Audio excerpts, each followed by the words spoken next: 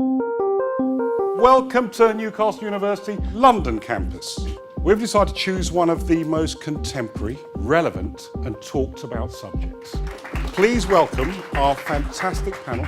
I think the one thing Trump has done is he's lifted the curtain on issues that do touch middle America and also that people are afraid to talk about.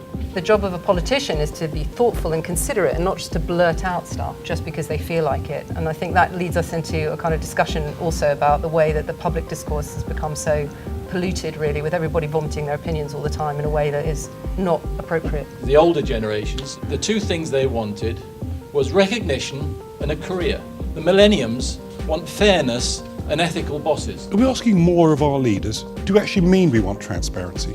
Most of the time, what we're doing is actually trying to get the truth out. There's no hiding anymore. You were saying 20, 30 years ago, you could just bury things. That is never going to happen now. Absolutely not. But they wouldn't be spending their dollars on advertising if it didn't work. I think we all need to be more accurate with the language and the words we use. You can hide stuff if you're not publicly quoted, but that doesn't make it right.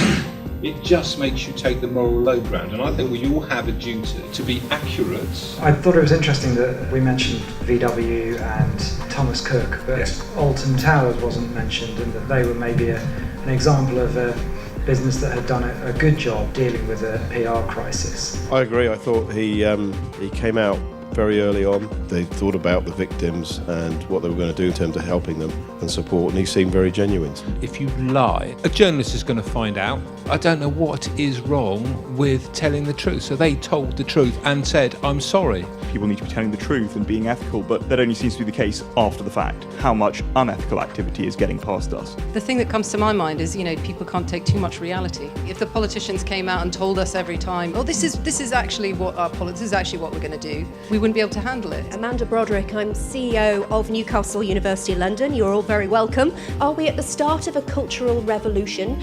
And is our next generation going to demonstrate much more ethical leadership? Is it wrong because it's wrong, or is it wrong because it's on social media? But I think that the real thing that we all have to think is we have to take personal responsibility.